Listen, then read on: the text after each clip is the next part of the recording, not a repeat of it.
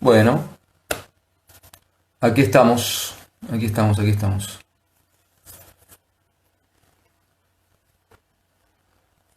Vamos a ir abordando. Vane, ¿me estás viendo? Llegó Silvi. Bueno,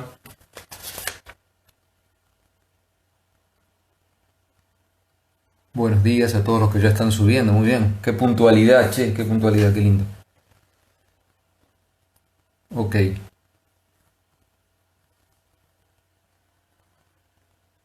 Hola Alexis, hola Vane, perfecto. Ok. Bueno, vamos a tratar de mirar a las dos cámaras.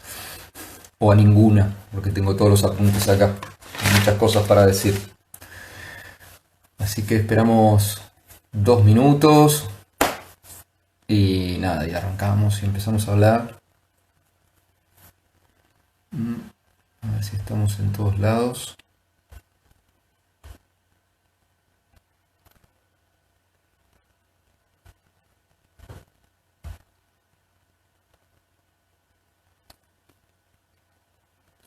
Ahí estamos. Hola, hola, hola.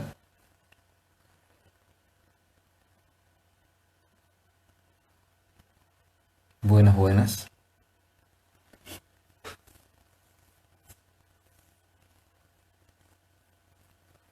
Perfecto.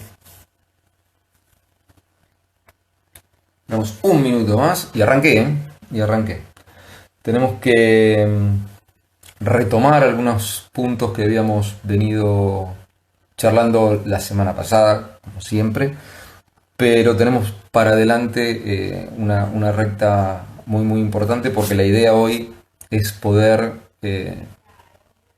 explicar y dejar planteado lo que es la formación del Estado-Nación. Ya habíamos dicho varias veces, y yo por lo general lo digo siempre cuando me toca explicar estos temas, que tenemos tan incorporada la idea de que Argentina nace de la Revolución de Mayo que es difícil después comprender los 50 años que siguieron de guerras civiles. Y eso tiene que ver porque lo que se produjo, como ya dijimos incontables veces, en mayo de 1810 es esa ruptura con el orden español. Pero la construcción de un Estado-nación, y una nación implica un conjunto de personas, una sociedad que comparte la cultura, que tiene ganas de vivir en comunidad, que hace planes a futuro, ¿no es cierto? Entonces, una nación es algo mucho más profundo y si hay una guerra quiere decir que no hay claramente una nación. A ver, esperen un segundo que tengo ahí un tema con Facebook. Vamos a tratar de solucionarlo. Y ya seguimos.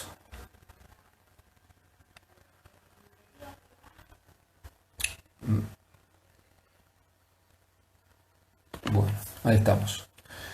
Eh, entonces, retomando esta idea.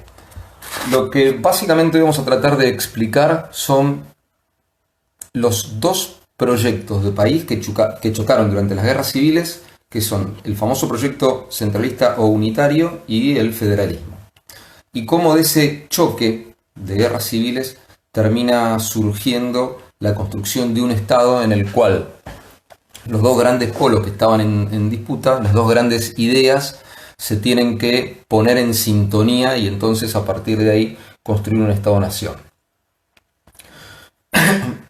Un segundo, vayamos a 1820, el momento en el cual Buenos Aires es invadida por los ejércitos federales de López y Ramírez, los hombres de Artigas. Recordemos que Artigas sale de toda la vorágine política de enfrentar a Buenos Aires porque está luchando contra los portugueses que han invadido la banda oriental. Entonces sus hombres, López y Ramírez, invaden Buenos Aires y tratan de forzar a Buenos Aires, después que lo derrotan en la batalla de Cepeda, a la creación de un congreso, al llamado de un congreso. La invitación finalmente no lo hace a pesar del Tratado del Pilar, así lo establecía. Y después de algunos problemas políticos internos, unas luchas internas, sí, en Buenos Aires se establece un gobierno. Ahí estoy, volví. Les decía que lo que termina ocurriendo es que En Buenos Aires se va a establecer una forma de gobierno que es conocida como la feliz experiencia. Son 4 años de gobierno de Martín Rodríguez, que tiene básicamente en Bernardino Rivadavia y en Manuel García sus dos hombres fuertes. García va a ir a Hacienda, Rivadavia va a ir a gobierno, y tratan de llevar adelante una serie de ideas liberales, una cantidad de ideas liberales que van a darle forma a ese grupo unitario. Mientras que por el otro lado, los federales están como retirados a las provincias. En 1824, después que entre el 20 y el 24 las provincias fueron en todos los casos armando esquemas de gobierno más estables, donde los caudillos pudieron instaurar órdenes políticos, como decíamos la semana pasada, con constituciones escritas que tomaron de ejemplo, algunos tomaron el ejemplo de Santa Fe y de Artigas, y otros las fueron construyendo. Es decir, las provincias establecieron un orden interno, ¿sí? Y los caudillos fueron, en lugar de la expresión de la anarquía, en realidad la expresión de ese orden interno. Y esto es súper interesante porque entre el 20 y el 24 Buenos Aires se dedica a reorganizarse. Buenos Aires deja de ser la capital de todo y es una provincia más. Entonces se suprime el cabildo, se hace una gran reforma de la tierra que lleva adelante Bernardino Rivadavia, se cambia la moneda, se crea la Universidad de Buenos Aires. Bueno, una serie de transformaciones que después se van a profundizar cuando Rivadavia sea presidente, pero que dejan a Buenos Aires como una provincia más. Entonces en el 24 finalmente la provincia de Buenos Aires por un lado y las provincias del interior organizadas por los caudillos finalmente deciden juntarse en un congreso constituyente y tratar de resolver las cosas. Ese congreso constituyente tiene que ver básicamente con una reunión que van a mandar cada provincia diputados según la cantidad de población que tengan. Es decir, la representación en el Congreso va en relación a la cantidad de habitantes que tenga cada una de las provincias. En ese sentido, digamos, lo que termina ocurriendo básicamente con Buenos Aires es que Buenos Aires va a tener una mayor representación diplomática de lo que van a tener, de una mayor representación, perdón, de diputados de lo que van a tener el resto de las provincias. Y en ese sentido se juntan en Buenos Aires porque Buenos Aires sigue siendo de alguna manera la provincia que tiene que ceder lo más importante, que es el puerto y que es la aduana. De ese congreso en el cual el Partido Unitario se constituye como partido de una manera bien clara, de ese congreso lo que va a terminar ocurriendo es que se sancionan 2 leyes que son muy importantes para el futuro de lo que va a ser nuestra nación. Esas 2 leyes son la ley de presidencia, es decir, que establece finalmente que lo que va a tener como órgano ejecutivo en nuestro país es un presidente, un sistema presidencialista, que se va a plasmar recién en el 53, y otra ley que se llama ley fundamental, que va a reconocer de manera concreta y por primera vez las autonomías provinciales. Entonces, de esa manera, esta situación en la cual las provincias empiezan a ser cada vez más importantes, es que se espera poder negociar finalmente una situación en la cual se sancione una constitución federal. No es tan fácil, porque en el medio del Congreso, cuando el debate está en plena ebullición y las provincias sienten que avanzan porque definitivamente han logrado sacarle a Buenos Aires, arrancarle a Buenos Aires algún tipo de participación, estalla la guerra con el Brasil. Y la guerra con el Brasil tiene que ver básicamente con que Buenos Aires apoya a un grupo de orientales, que son conocidos como los 33 orientales, al mando de Lavalleja, para que crucen a Montevideo y comiencen a organizar un ejército que finalmente libere la banda oriental del control brasilero. Cuando Brasil comprende que detrás de esa ayuda está Buenos Aires, lo que termina ocurriendo rápidamente es que el puerto de Buenos Aires aparece bloqueado por las fuerzas portuguesas y se inicia una guerra entre básicamente el Estado de Buenos Aires y el Brasil, pero que va a afectar a todas las provincias, que es ineludible. En el medio de ese conflicto, el Congreso tiene que dejar de deliberar las cuestiones que tienen que ver con la Constitución Nacional y tiene que decir, bueno, ok, nos enfocamos en la guerra.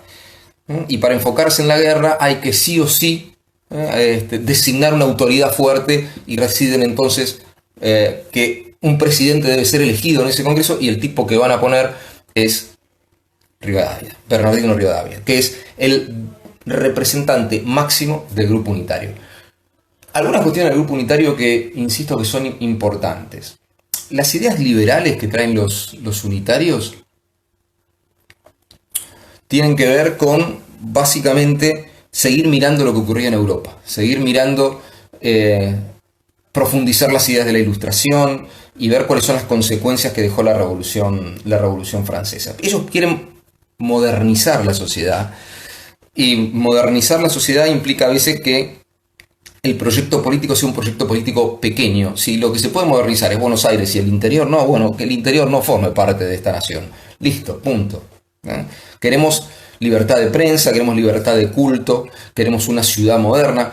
Todas las reformas que Rivadavia impulsa en la ciudad comenzaron cuando él era ministro de Martín Rodríguez y se van a profundizar en la época en la cual Rivadavia es presidente. Son súper importantes para el tema de nuestro estudio acerca de la ciudad. En turismo se le da muchísima importancia a las reformas rivadavianas, básicamente porque él abre las avenidas cada 4 cuadras, establece la lógica de circulación este-oeste, establece la numeración en las calles, trata de mejorar la circulación por todos los medios, la famosa avenida de circunvalación, y la idea de la cuadrícula, ¿no? Rivadavia profundiza la idea de la cuadrícula. ¿Qué es profundizar la idea de la cuadrícula? La idea de la cuadrícula significa que la ciudad, desde el río hacia la inmensidad, hacia el oeste, tiene que seguir la lógica de la cuadrícula que establecieron los españoles con Juan de Garay.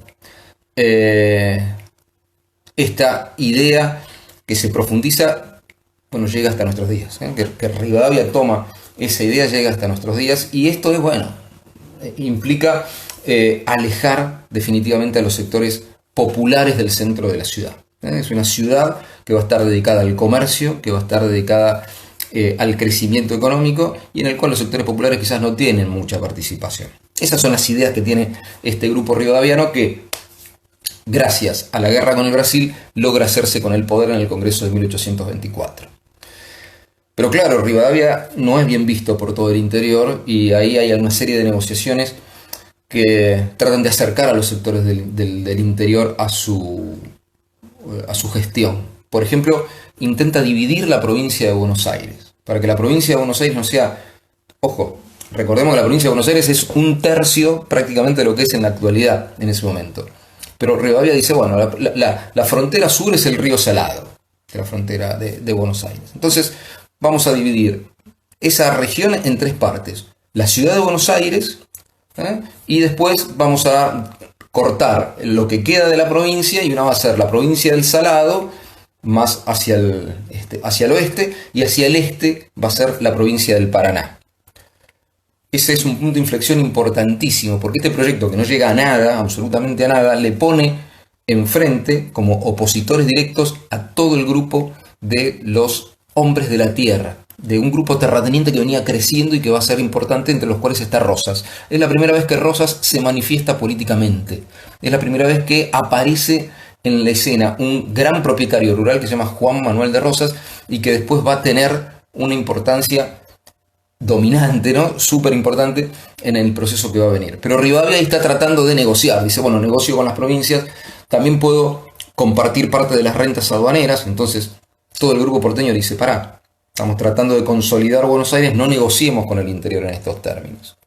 Y Rivadavia, por otro lado, tiene otro as en la manga, que va a ser llevar adelante una constitución, que el Congreso rápidamente sancione, una constitución pero bien centralista, bien unitaria, en la cual le da permiso al presidente, le da la potestad al presidente hasta de remover gobernadores del interior. Ninguna provincia acepta la Constitución, o sea que Rivadavia se pelea con las provincias por la Constitución, con los propietarios rurales por la división de la provincia de Buenos Aires, con parte de los comerciantes por tratar de compartir las rentas aduaneras, y su gobierno se va cayendo, se va deshaciendo porque no logra ese grupo unitario hacer pie. Finalmente dice, bueno, necesitamos terminar la guerra como de lugar, manda a negociar la paz con el Brasil, lo manda a García, que es ahora su ministro de gobierno, y cuando García va, negocia la paz con el Brasil, pero cede la banda oriental. Y ese ceder la banda oriental para finalizar la guerra como fuese es la gota que rebalsa el vaso, y realmente Rivadavia debe renunciar en medio de un gran escándalo político. Rivadavia ya no lo quieren ni los liberales, centralistas unitarios porteños, ni su grupo original, que eran los comerciantes, ni este grupo que está surgiendo, que son cada vez más importantes, que son los propietarios rurales, ni los hombres del interior, porque intentó mandar una constitución bien centralista. ¿Cómo termina todo esto? En que la renuncia de Rivadavia finalmente otra vez lleva a Buenos Aires a transformarse en una provincia más. Entonces, acá aparece otro elemento que es importante. El capítulo centralista unitario está llegando a su fin. Con el Congreso del 24, los unitarios, como grupo de presión importante que tienen un proyecto político, que es un proyecto político desde arriba de manejar el país, haciendo que Buenos Aires sea el eje en torno al cual todo debe funcionar, se acabó.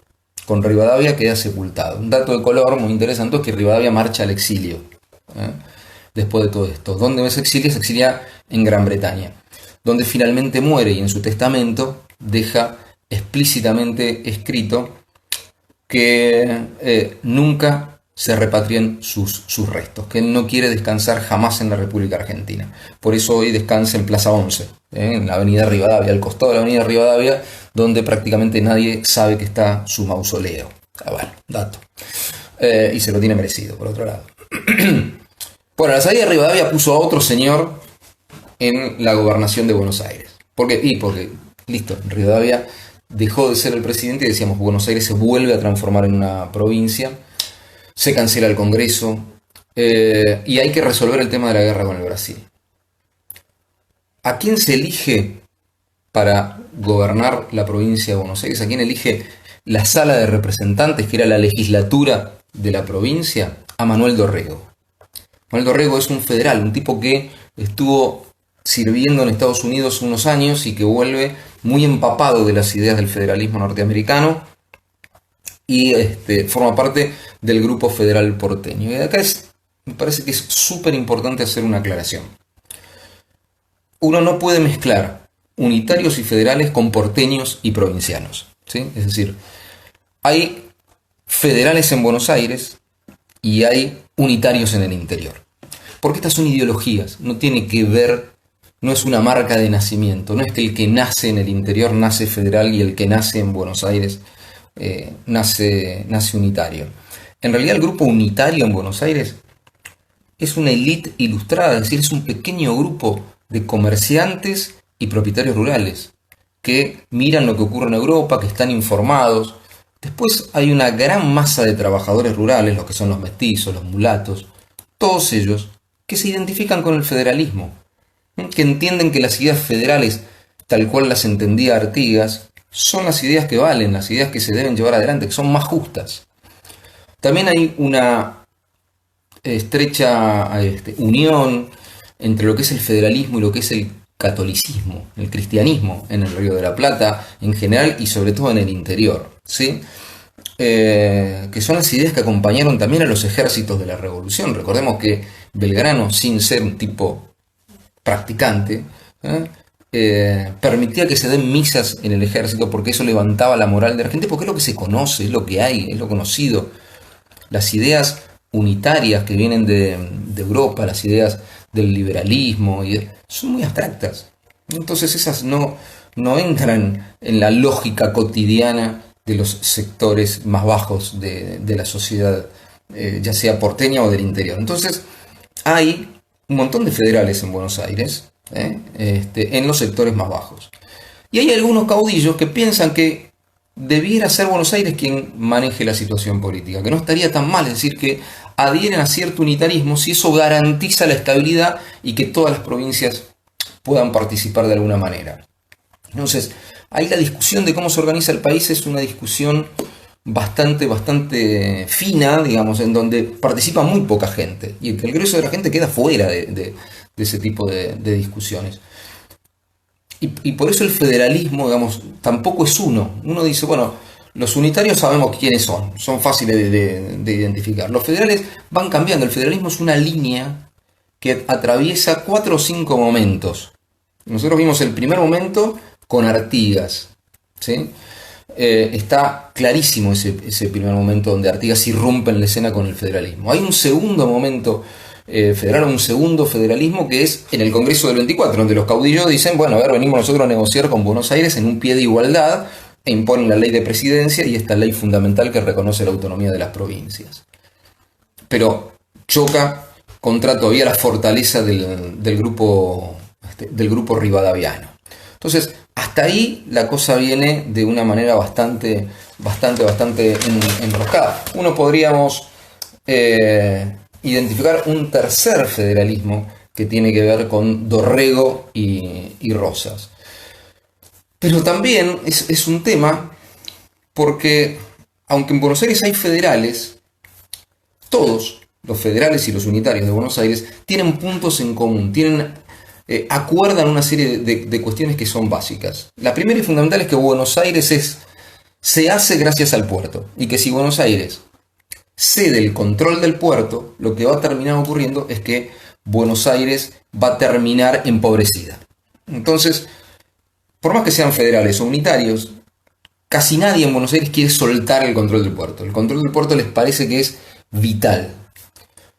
El control del puerto es muy sencillo, digamos. El puerto de Buenos Aires cobra una renta aduanera, como habíamos dicho, para todos los productos que llegan desde el exterior. Cuando pasan la aduana de Buenos Aires, entonces Buenos Aires cobra un impuesto, sea un par de medias, sea un mueble, sean esclavos, caballos, lo que venga. Todo paga un impuesto. Ese impuesto va a las arcas de la ciudad de Buenos Aires. La discusión federal es, ¿se debe repartir ese impuesto o no? Los federales del interior dicen, si el puerto es uno, los impuestos que recauda el único puerto deben ser de todos. Porque no es uno porque sí, porque se nos ocurre que sea uno y no se encaple. Es porque no hay otro puerto. De Buenos Aires al sur no hay país. Por lo tanto, como de Buenos Aires al sur no hay país, no hay más puertos. ¿Qué pasa con los puertos que están sobre el río Paraná o sobre el río Uruguay? Son muy complejos de navegar para barcos de gran tamaño, es decir, de gran calado que vienen desde Europa. Entonces vienen a Buenos Aires. Por otra parte, piensen en esta situación. Buenos Aires es una ciudad que desde los tiempos de los españoles, desde los tiempos del virreinato y antes aún, está muy bien conectada. Está conectada con rutas que van a Mendoza, que es la base de la actual Ruta 7. Está muy conectada con las rutas que van al Alto Perú, que es la base de la actual Ruta 9. Entonces, entrando por Buenos Aires, rápidamente los productos llegaban a Chile. Entrando por Buenos Aires, rápidamente los productos llegaban a Lima. Y a través de los ríos interiores, rápidamente los productos llegaban a Paraguay y Brasil. Un barco que fuera a Paraná, desde Paraná no lleva los productos a ningún lado. Desde la banda oriental, desde Montevideo, no lleva los productos a ningún lado. Para que esos productos lleguen a Perú, lleguen a Chile, o lleguen a Asunción, o lleguen a Brasil, tienen que venir a Buenos Aires. Entonces, la situación del puerto es muy compleja y todo el mundo en Buenos Aires está de acuerdo en que el puerto no se negocia. Que el puerto debe seguir en manos de Buenos Aires. Y por otro lado, también están de acuerdo en que la única forma que la ciudad y la provincia en general tienen para crecer es la expansión de la frontera agrícola-ganadera. Es decir, tenemos que apostar a correr más la frontera, más allá del Salado, y sacar a los indios que están desde el Salado hacia el sur, e incorporar tierras a la producción. Esto le da básicamente el apoyo, digamos, a los grandes propietarios rurales, ¿no?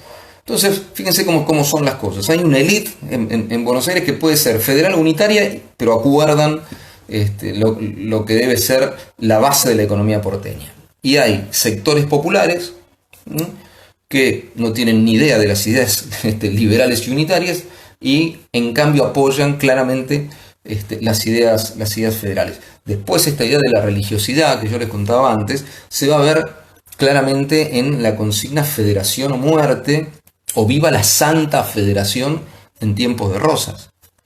O en el interior, Quiroga, en sus ejércitos portaba una bandera que decía religión o muerte. Entonces, esto quiere decir que no hay que subestimar la idea religiosa y no hay que subestimar esta cantidad de ideas populares, ¿no es cierto?, que van dando forma a una idea de identidad básicamente ideológica. Ahora no, Buenos Aires no tiene paz.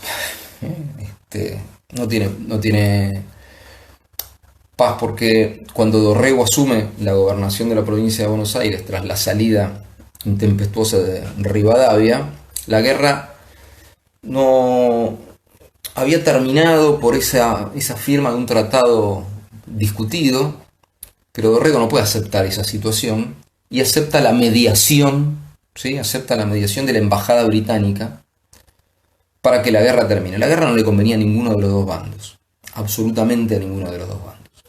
Era un gastadero de dinero, estaba empantanada, es decir, si bien se peleaba en territorio portugués, el gran problema era que las fuerzas nuestras de Buenos Aires tenían una leve ventaja, pero estaban lejos de ganar esa guerra. Entonces Dorrego decide aceptar la mediación británica, que tiene una propuesta muy concreta: que la banda oriental no quede para nadie, no quede ni para Brasil, no quede para Buenos Aires, quede como un estado independiente, que además de tener sus puertos, le interesa mucho a la corona británica, termina siendo un nuevo actor político que puede equilibrar un poco las relaciones en la zona. Dorrego acepta esta mediación. Quien no termina de aceptar la idea son los generales que estaban peleando la guerra en Brasil, que vuelven con el ejército y dicen: pará, la guerra duró 3 años, del 25 al 28. En esos 3 años murió mucha gente, se hicieron grandes sacrificios, y ahora nosotros nos enteramos prácticamente de últimas que lo que termina ocurriendo es que Buenos Aires negocia a nuestras espaldas y hay que aceptar esta negociación.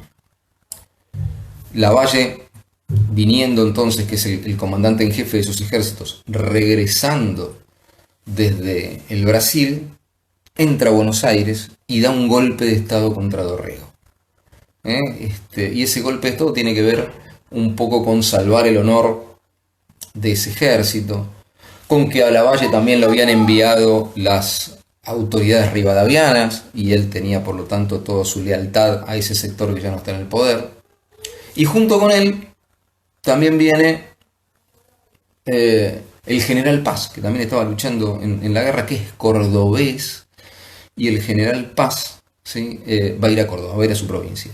Mientras Lavalle le da un golpe de estado a Dorrego en Buenos Aires, el general Paz va con sus ejércitos a Córdoba e invade la ciudad de Córdoba. Entonces, nada, otra vez salta por los aires todo el esquema político y, como ustedes ven, seguimos en una dinámica de guerra, de conflicto, donde la forma de gobierno, la elección de autoridades, el tema constitucional, todo se termina dirimiendo a los tiros y en enfrentamientos que terminan con una gran cantidad de muertos. La muerte de Dorrego por parte de Lavalle. Dorrego huye cuando Lavalle da el golpe de estado y va a pedir ayuda al único tipo que le puede pedir ayuda en esas circunstancias, que es al hombre fuerte del campo. El hombre fuerte del campo es Rosas, ¿sí? El comandante de las tropas de campaña. Las tropas de campaña defendían la frontera contra el indio. Dorrego lo va a buscar a Rosas, le dice: Lavalle viene tras de mí, enojado por la situación en que terminó la guerra con Brasil, ayúdame. Y Rosas le dice: sí, obvio, Manuel, quédate tranquilo, pero no le pone mucha garra a la ayuda que le va a dar a Dorrego, y Lavalle finalmente lo alcanza a Dorrego. Y cuando lo alcanza dice: yo debo fusilar a Dorrego, la única forma de limpiar lo que ha ocurrido con mi ejército es que yo les demuestre a mis soldados que vamos a cobrar venganza por la situación injusta en la cual nos pusieron.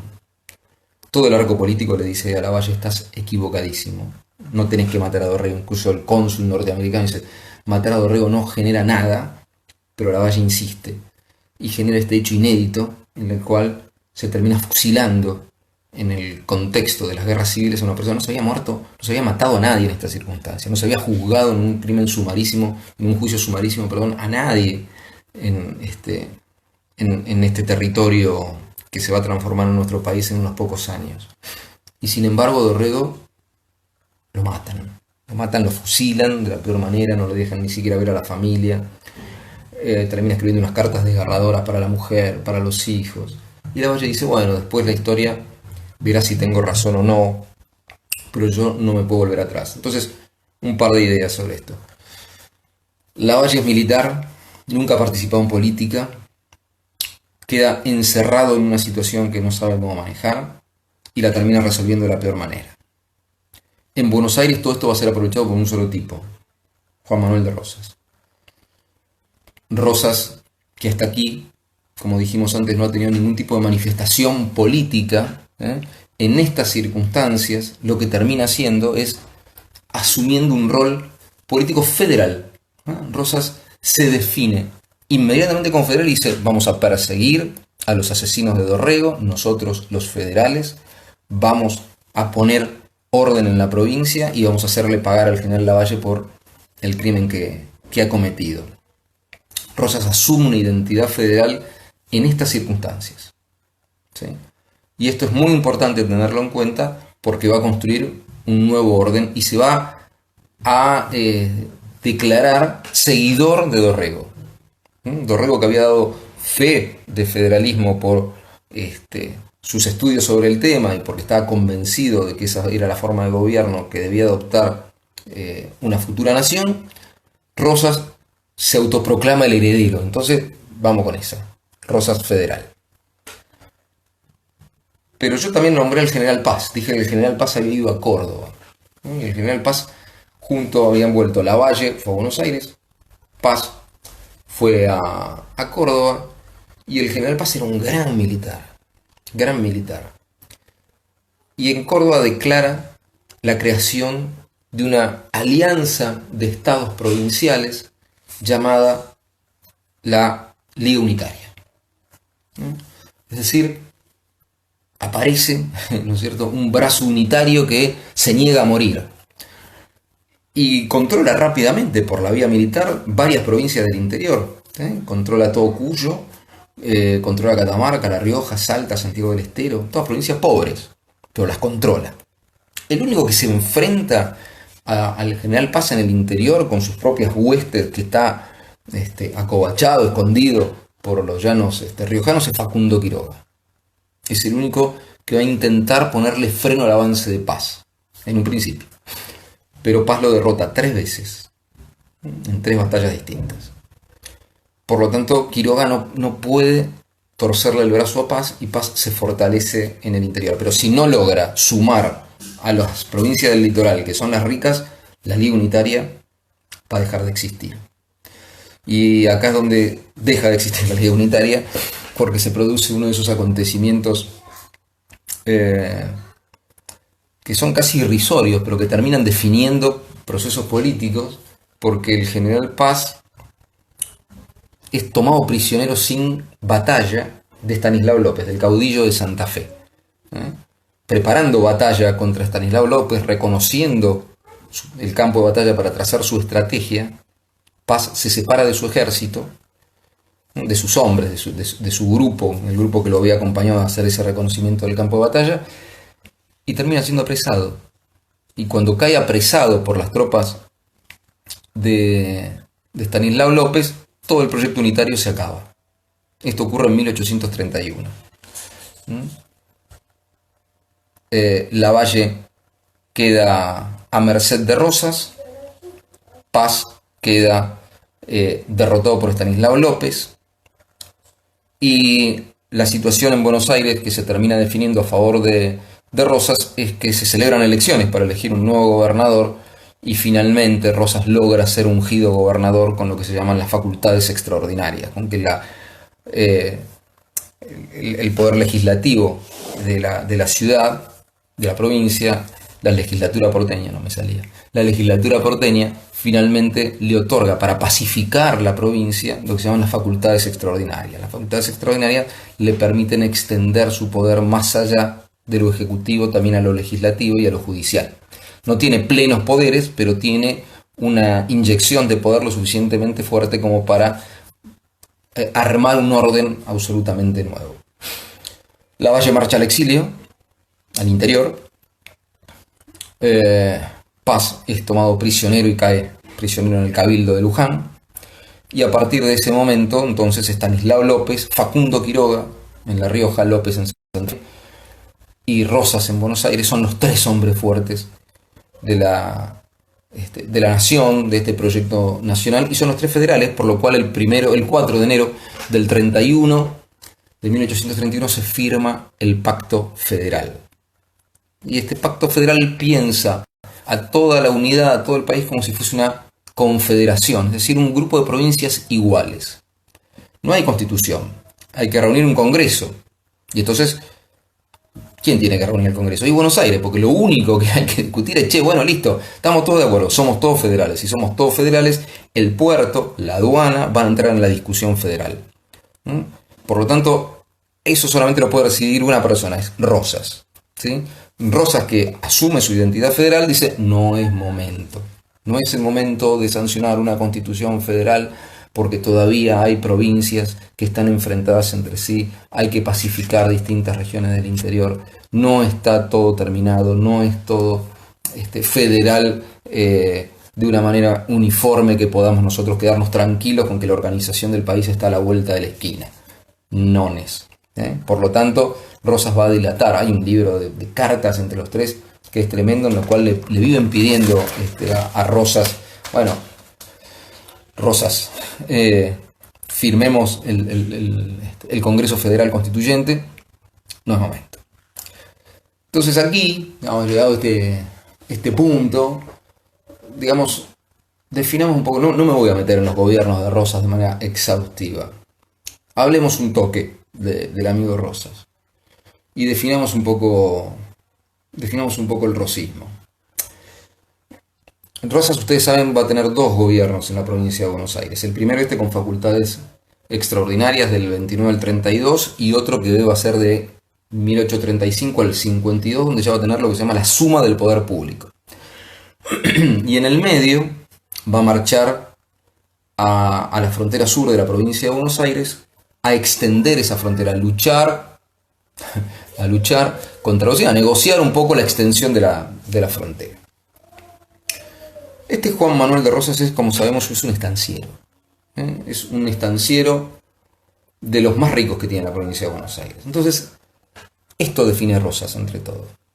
El federalismo es una identidad que él asume, pero su verdadera identidad, su concreta vocación, sus intereses más profundos están vinculados a la estancia, al desarrollo de las estancias en todo el territorio de la provincia de Buenos Aires. Por otro lado, Porteño quiere mantener el control del puerto, y no solo del puerto, sino también establece el control de los ríos interiores, es decir, Buenos Aires decide bajo sus gobiernos quién navega, a quién le da permiso para navegar el Paraná o para remontar el río Uruguay. Esto lo convierte en el hombre fuerte de todo el litoral, básicamente. Las provincias le ceden, además, la representación de las relaciones exteriores. Rosas tiene la representación como canciller, digamos, de todas las provincias. Entonces, esto le da un poder de hecho, el hecho de cerrar la navegación de los ríos interiores, más la representación de las relaciones exteriores, le da un poder de hecho a Buenos Aires, que no tiene ninguna otra provincia, y que no podemos nombrar que esto es una confederación de estados iguales, ¿sí? No hay una confederación, hay un estado confederal, que es Buenos Aires, que claramente puede mantener a todos los demás subordinados. Y esto es la base del rosismo, que además hereda aquellas ideas centralistas de que el puerto y la aduana son centrales.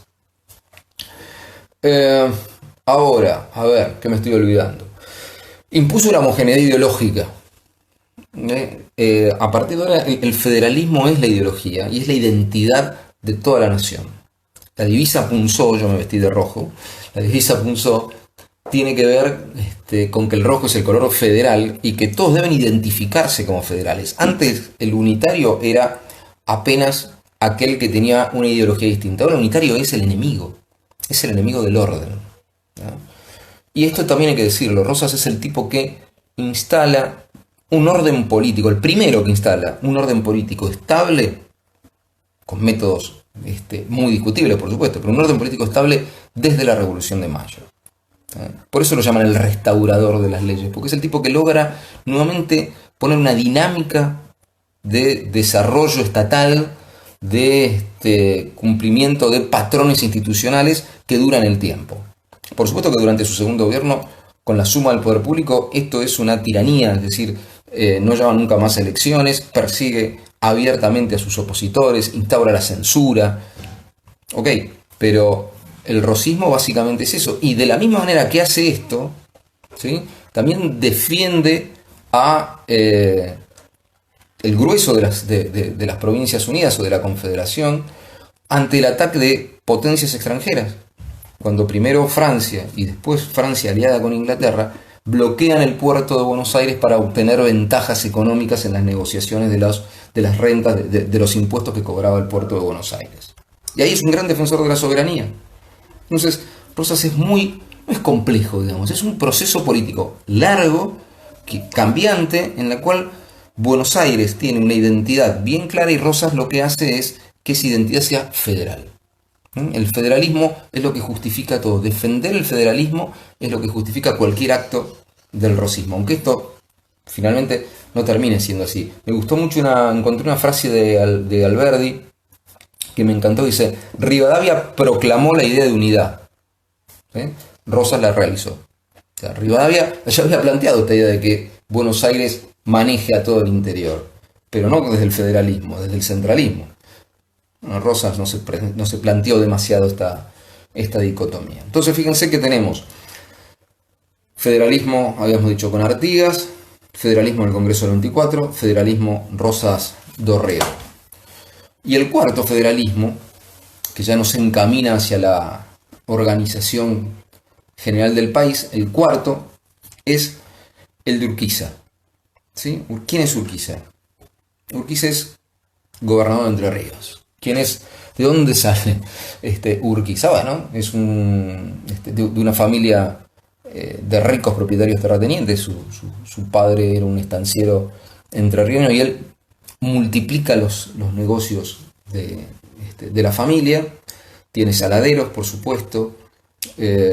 Practica también el contrabando en las fronteras de su provincia con el exterior.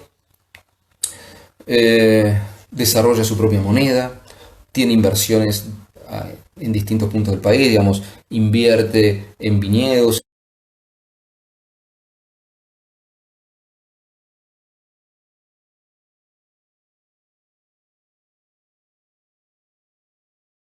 Con los puertos de Entre Ríos. Es un hombre de negocios. Urquiza es un hombre de negocios.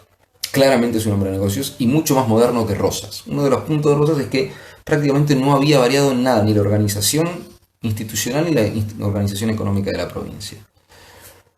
Urquiza es un tipo más dinámico en este sentido y tiene intereses muy concretos y se da cuenta que el crecimiento entrerriano choca permanentemente con Buenos Aires. ¿Sí? Tiene un ferrocarril, sí, Martín, ya lo dije. Y esa cuestión hace que definitivamente su objetivo sea avanzar contra Buenos Aires, y la forma que encuentra de desafiar más claramente a Rosas es quitarle a Buenos Aires la representación de las relaciones exteriores de la provincia de Entre Ríos. Esto que todas las provincias le a Rosas, Urquiza finalmente decide que Entre Ríos se va a representar a sí misma, y este es un desafío concreto a la figura de Rosas, pero no se queda solo en eso, sino que comienza a organizar un ejército que pueda avanzar sobre Buenos Aires y que va a estar compuesto por casi todas las provincias del litoral e incluso más allá también, que tengan cuestiones pendientes contra Buenos Aires. Correntinos, cordobeses, santafesinos, entrerrianos, algún que otro brasilero de la banda oriental. Un gran ejército, al cual Urquiza llama ejército grande, porque era grande, no cabía la menor duda, y con ese ejército va a invadir la ciudad de Buenos Aires y va a llevar adelante una de las batallas más importantes de la historia argentina en estas guerras civiles, que tiene que ver con la batalla de Caseros. El 3 de febrero de 1852, en las inmediaciones de la Escuela de Economía y Negocios y también cerca de, en todo lo que hoy es Caseros, se produce esta batalla en la cual las fuerzas de Rosas son muy superadas por las fuerzas de Urquiza. Rosas ya mayor se da cuenta que no tiene posibilidad de resistencia y finalmente renuncia, y también logra alcanzar en el puerto de Buenos Aires un barco que después lo va a llevar al exilio en Gran Bretaña.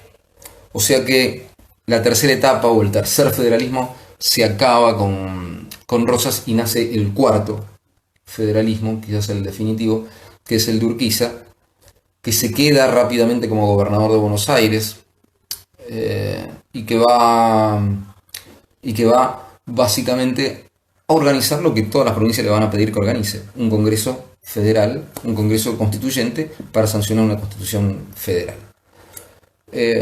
Piensen, para retomar un toque lo del litoral, que me parece muy importante, que Urquiza representa todo el litoral, porque el litoral es una región que tiene el mismo clima, el mismo tipo de suelo, la misma producción ganadera que Buenos Aires, pero para vender cualquier producto el litoral se lo tenía que vender a Buenos Aires. Es decir, bajan cuero desde Santa Fe. Santa Fe no exporta los cueros directamente, se los vende a un intermediario porteño y ese intermediario porteño los vende al exterior. Santa Fe quiere comprar productos que llegan desde el exterior. Bueno, la única forma de comprar productos que llegan desde el exterior es comprárselos a Buenos Aires. Entonces, ahí está la clave por la cual Urquiza va a representar los intereses de todo el litoral, porque todo el litoral se perjudica de una situación de la cual Buenos Aires abusa claramente, y de la cual Rosas ha construido y ha hecho su fortaleza. Entonces, después de la batalla de Caseros, Urquiza rápidamente junta a los gobernadores del interior en San Nicolás, firman el acuerdo de San Nicolás, por el cual le dan potestad a Urquiza de llamar a un Congreso General Constituyente en la provincia de Santa Fe. Ese congreso se reúne en la provincia de Santa Fe. Buenos Aires es obligado a mandar diputados porque de hecho ha sido derrotada, y Urquiza fuerza a que vayan diputados también porteños al Congreso, y el Congreso en Santa Fe rápidamente, tomando como base la Constitución norteamericana, va a sancionar la Constitución que establece en el artículo 1 que la República Argentina tiene como forma de gobierno, ¿verdad?, la representativa republicana y federal. Con eso se acaba la lógica del contrapeso Buenos Aires interior, al menos por el momento. Lo que sí podemos decir es que en ese momento se llega a la construcción, finalmente, de un espacio federal de índole nacional, con una constitución que todas las provincias aceptan, aunque rápidamente Buenos Aires va a decir que no, y va a dar lugar a un enfrentamiento que va a durar más de 7 años entre Buenos Aires y el interior, y que finalmente se va a cerrar en 1862. Eso lo vamos a retomar la próxima, la semana que viene, pero vayamos con esta idea. Lo que ocurre en 1852 es la derrota definitiva del proyecto porteño, ¿sí?, del proyecto porteño en los términos en que se venía dando. A partir del 53 hay una constitución que todas las provincias aceptan, menos Buenos Aires. Esa aceptación va a tardar en llegar, pero va a llegar. Y finalmente esa aceptación de esa constitución, que es la primera constitución argentina, va a dar como resultado la creación del Estado Nacional. la creación del Estado Nacional es el nacimiento oficial de la Argentina como Estado-Nación moderno. ¿Ok? Y entonces esa es la clave para entender todo lo que va a venir de aquí en adelante. La próxima, ya que nos quedan apenas unos minutitos, la próxima semana, esperando que estén todos sanos y que todos vuelvan a pasar por aquí, vamos a referirnos muy brevemente a los gobiernos a partir de 1862 hasta el 80 y vamos a concentrarnos entonces en esa Argentina moderna que nace a partir de 1880, que ya se abre al mundo de una manera totalmente distinta y nos vamos a meter así de una ya en el siglo XX y empezar a transitar el siglo XX argentino, que es tan complejo. Así que, bueno, no sé, siento que dije un millón de cosas en poco tiempo, espero que se haya entendido. Sí, gracias a todos, la verdad tienen una paciencia tremenda. A mis alumnos les digo que les voy a subir material esta semana, va a haber alguna guía y ya algún TP sencillo para ir realizando, y sigamos en contacto por la página o por acá, por donde ustedes quieran. Y nada, nos vemos en unos días, esperando que todo el mundo esté bien. Gracias por la paciencia. Salute.